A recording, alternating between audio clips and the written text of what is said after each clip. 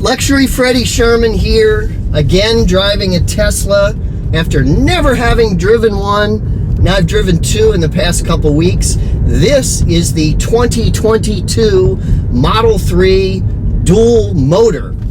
And I'll put up the other details about the specific model that it is, but it says dual motor on the back, and it is like insanely fast. So I don't know if you guys have driven an electric car before, but those of you who haven't, rent one and drive one. The speed is incredible. It's faster than a Ferrari or a Lamborghini or anything like that, and it just has this unlimited power surge that the engine doesn't need to work up to a level like with a car where it needs to rev to get its maximum power. As soon as you accelerate, it has the maximum power. This has two motors. Some of them you can get this model with one motor. It's less expensive and obviously not as fast. So I've driven this Tesla back and forth between LA and Palm Springs on the freeway, and this time I had a chance to try out the self-driving mode.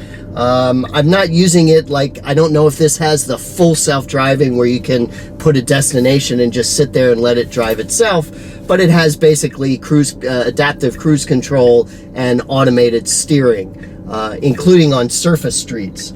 But on the freeway, it was great because you're kind of like you have to not constantly be touching the wheel, but every few seconds it seems to sense whether you are touching the wheel. And at one point I was distracted and I didn't touch the wheel enough, and it turned off the system and said, for this trip, the system is reset. So it wouldn't activate until I had turned the car off and turned it back on again, so to speak, right? Put it in park, which wasn't cool because I had to stop and get off the freeway and all that to reset it. But the full self-driving or the self-driving mode, you just do bleep, bleep. Oh. And then we're in it, and then I can change the speed here. For some reason on a lot of surface streets, it limits your speed to 45 miles per hour. And again, it's a guy on a bicycle just rode across, so it saw that. Again, this is not the full self-driving mode where I can just put the destination. So here it says apply slight turning force. So that means it just wants to feel you move the wheel a little bit to know that you're there and paying attention. Because again, the whole point of this system and the other systems like it currently is to assist you in your driving. It's not an automated experience, so it wants you to pay attention. Again, I liken it to being a pilot of a jet where you put it on autopilot, where you just kind of sit here like this and you just monitor everything. And then, if you need to do something for a couple seconds, you can do that. So again, apply slight force. It wants to feel me on the wheel there. Oh, that was too much, so reset it. And then back to it. So it basically wants you to kind of rest your hands on the wheel. So I like it. I like the speed. The performance is cool. I love the technology. Again, you can charge it to full charge on one of the Tesla superchargers in pretty much 20 minutes. So I'll show you the speed. Ready? Oh, as all my stuff flies around. But again, just incredibly fast. So you have a very minimalist interior. Pretty much everything is controlled from your touchscreen panel here.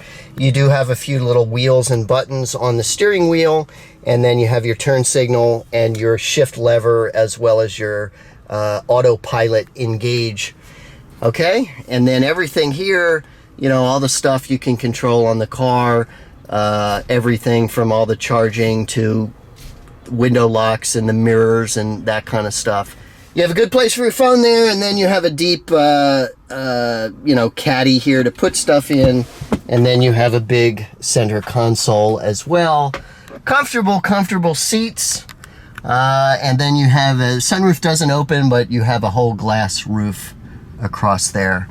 So very nice interior. I like this kind of wood trim with the aluminum trim there. It's very nice. Okay, taking a look in the back seat. Big, comfortable.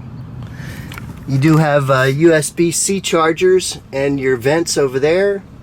Speakers in the doors. Door pockets. You have a center armrest here. And then the seats, you do have a 60-40 split. And the seats go down. And that does give you a good amount of cargo space. You're good?